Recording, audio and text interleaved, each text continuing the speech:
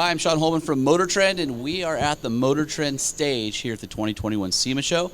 And with me right now is Ryan Tureck, Formula D driver, and also a crazy man, because you shoved a Judd V10 into a Supra. Yep. What's wrong with you? It's been a dream of mine for that is awesome. For well over 10 years, and it's something that I finally was able to kind of put those pieces of the puzzle together. How on earth did you do that? It's got a little bit of a long story. Yeah, let's go. I'm okay. excited because when somebody says we shoved a racing V10 into a production car, it raises all sorts of red flags or mentalness, and Yes. I have to know and how you got there, because that's not a standard swap. No. So the inspiration originally came from watching some YouTube videos, and the late George Plaza and Reto Meisel, they both had one had a BMW, one has a Mercedes that they put Judd DB V8s in, and they sounded absolutely incredible. And I started investigating over 10 years ago, found the company Judd online, and started looking at what their engines were, and it had a V10, and I was like, holy cow, it would be amazing to have one of those. You're the neighbor I don't want to be next to you, because I'm going to show up with one car, and you're going to one-up me the next day, right? Hopefully.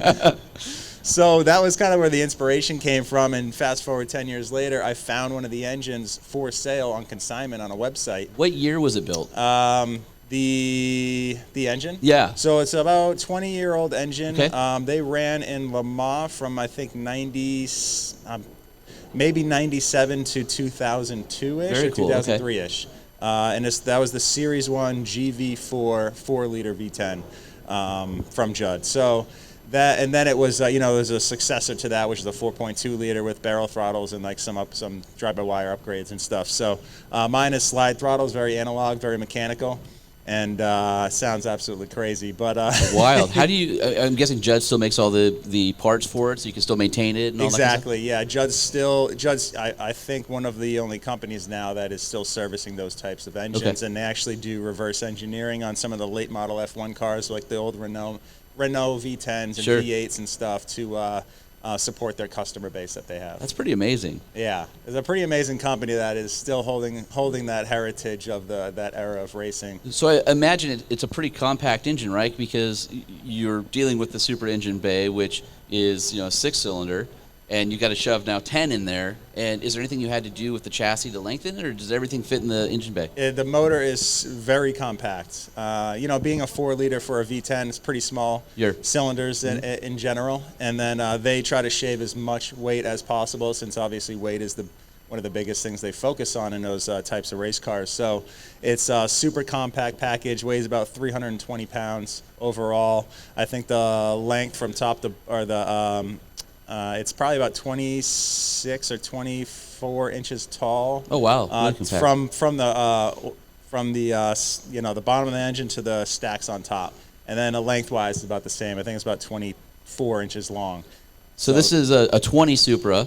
2020 GR Supra. Yeah. So current body style. And are you using it for drift then? It's going to be multi-purpose. Okay. It's going to be both for drifting and time attack. Awesome. Maybe some hill climbs. So it's going to be very hard to drift. So it's probably only going to be doing that for specific video projects, but mainly using it as for competitive use on the track for time attack and hill climb.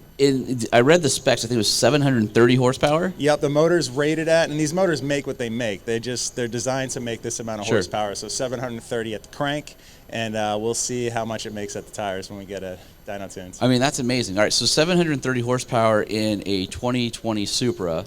You needed better brakes, because with that much power, 100%. you got to pull it back, right? 100%. You got to make sure that you've got enough stopping power to go with your go power.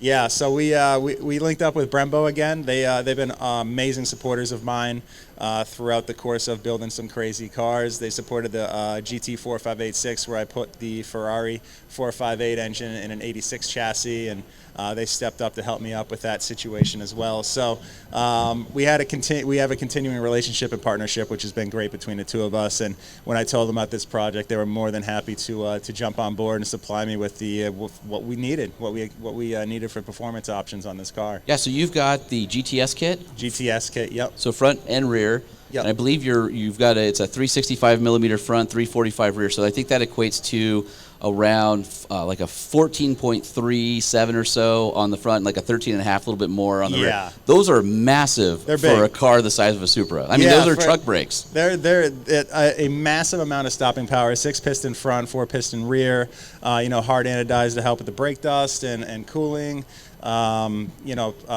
Floating discs front and rear. So I mean, it's top-notch everything for the car, and I was trying budget-wise. I was trying not to skimp on absolutely anything on this car. I mean, you put a V10 Le Mans engine in, so why would you skip on anything else? Well, right? I tried not to. I tried my best. But when it comes to the end of a build, you got to start figuring things out. Yeah, you got to end it at some point so you can drive it, right? 100%. So when Brembo came on board and told me that's the package that they wanted to supply for the project, you had to think about it, right? No, you're like, hey, send it over. Hold on a second, guys. Yeah, you told your UPS man, deliver this one and put it behind the bushes. Nobody sees it, right? Yep. So yeah, I mean, it's so much stopping. It's more stopping power than we probably need, but I think that's great because we're not, nothing's going to get overheated, and especially doing mainly, time attack stuff. We're not doing 30 laps out there. Sure. So you're going to have a lot of reserve capacity. Thermal management's going to be fine. It's going to be a part of the car that you're not going to have to worry about. So you can focus on driving and not worrying about brake fade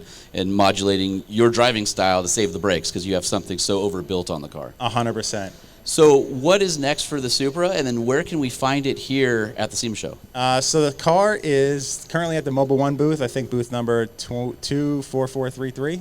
And I'll be over there from 1:30 to 2:30, hang out, talk shop, and next for the car is going to be testing.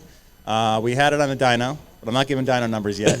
And next will be the shakedown. We'll put it to the test, see what's good, what needs to be changed or fixed or can be made better.